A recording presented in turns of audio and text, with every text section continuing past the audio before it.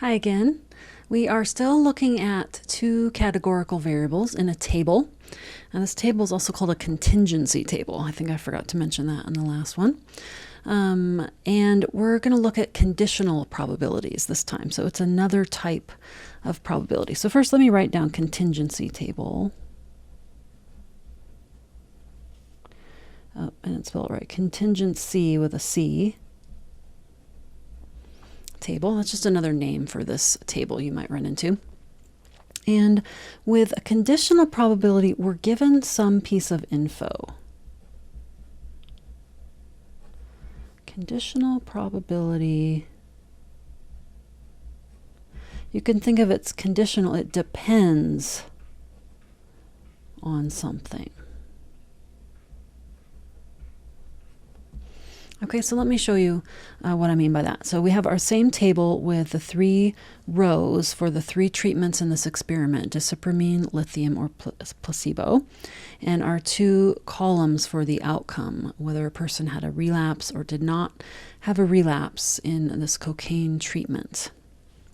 Okay, so let's say we want to know this probability. If a person took disipramine in the study, what's the probability they had a relapse? So notice how it says if. So this word if is a big key word.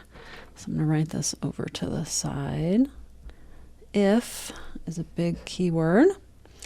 That means if we're only looking at the disipramine row, if they took disipramine. So I'm going to circle this row that goes 10, 14, 24. We're only considering people in that group. What this does is it changes our denominator, because now instead of looking at everyone in the study like we were before, we're only concerned with people in this group. So if a person took disipramine, if you like, you can go ahead and write your denominator first. Then what's the probability they had a relapse? Then we look for which, in this case, which column they were in, and there are 10 out of 24.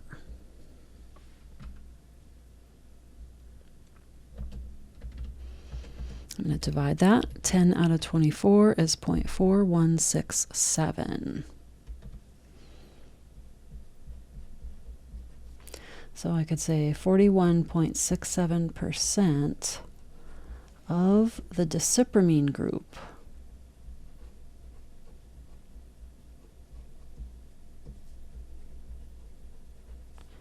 had a relapse.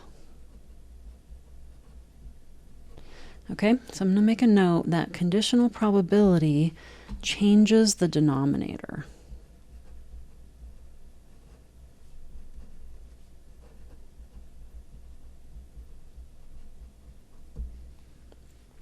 Okay, let's look at another one. This one says, letter H, says given, this is another key word, given that a person had a relapse, what's the probability they were in the placebo group? And it's also, the first time the probability statement was written out for us, now we're going to write it ourselves. So let me talk about that. The probability relapse with this vertical bar is pronounced given. It's a symbol for the word given. So for back to letter G, probability of relapse given they took disipramine, or given they were in the disipramine group. And that's what we found, was 10 out of 24. So this time we're going to write it here. Given that a person had a relapse, so that's the second part. What's the probability they were in the placebo group? And the phrasing can be in either order. It's just the probability part goes first and the given part goes second. Okay, so probability that they were in the placebo group given they had a relapse. Okay, so notice relapse was in the front in letter G and it's in the back in letter H. It's in the second part.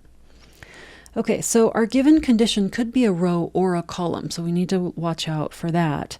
In this case, our given condition is a column. It's the relapse column. So I'm going to circle this whole column, 10, 18, 20, 48. Our denominator is 48 because there were 48 people who had a relapse altogether. what's the probability of those that were in the placebo group is 20 out of 48.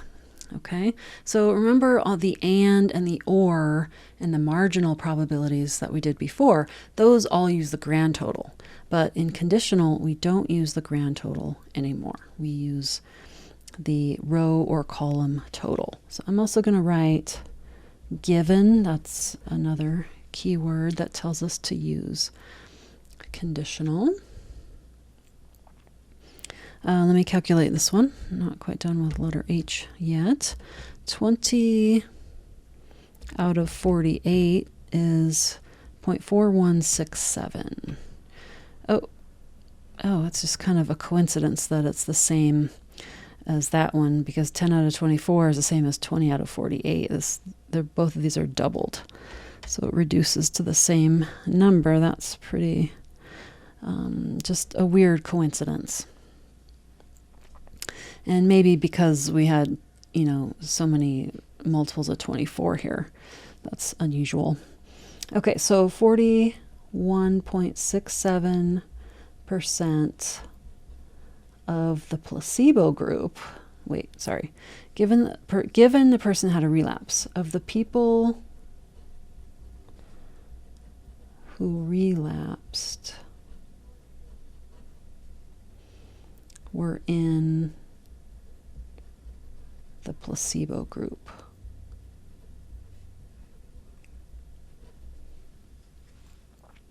Okay. 20 out of 48. Great. Okay, let's do another one. What is the probability that someone had a relapse if they were in the placebo group? Now that might sound a lot like H, but I think it's the other way around. So let's look at that. Probability someone had a relapse.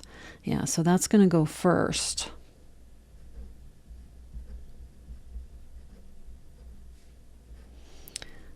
If, so I'm going to circle that key word, if they were in the placebo group. So if or given comes second.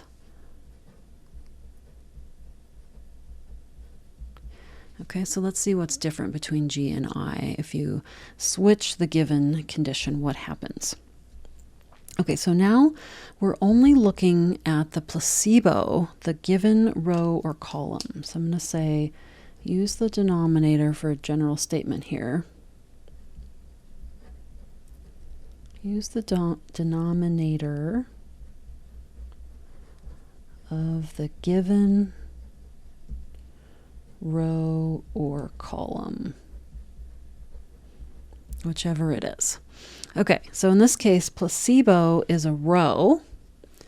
Move this down for a second. Placebo is a row, so we're going to use 24, which adds up to 24. What's the probability someone had a relapse? 20. So that's 20 out of 24.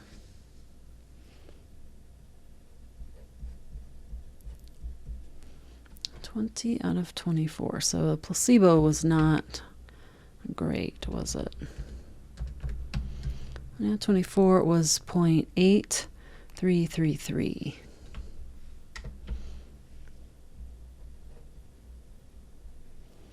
So 83.33% of the placebo group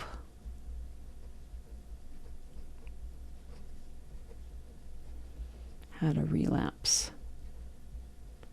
And there's ethical guidelines with this, right? Like if it becomes clear that a treatment is effective, then researchers are then obligated to make sure that treatment is available to everyone in the study. That happened with COVID.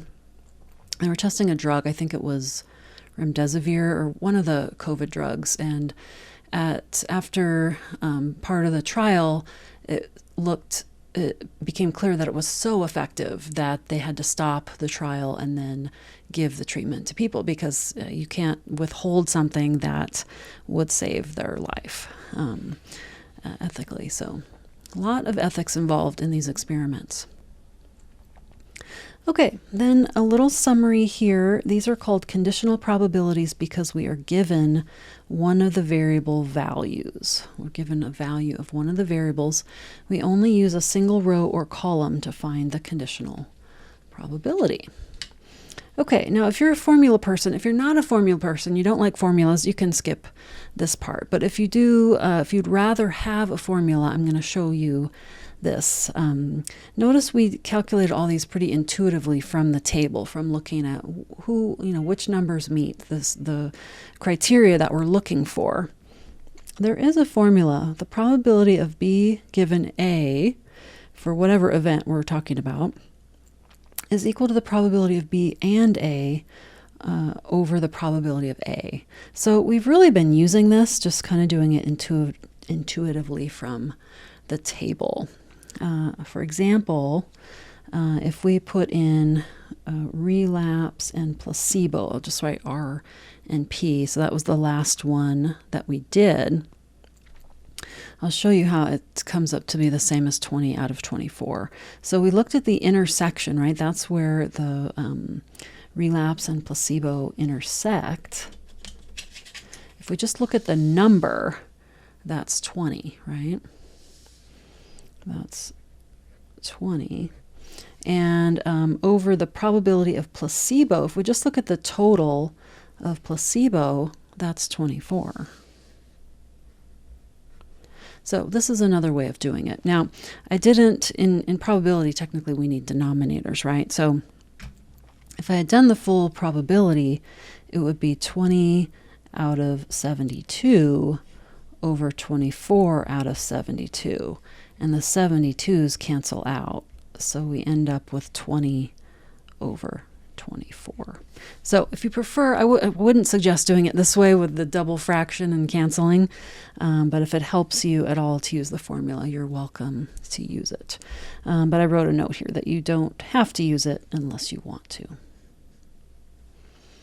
Okay, great. That's it for conditional probability, so you can practice that, and I'll see you in the next video.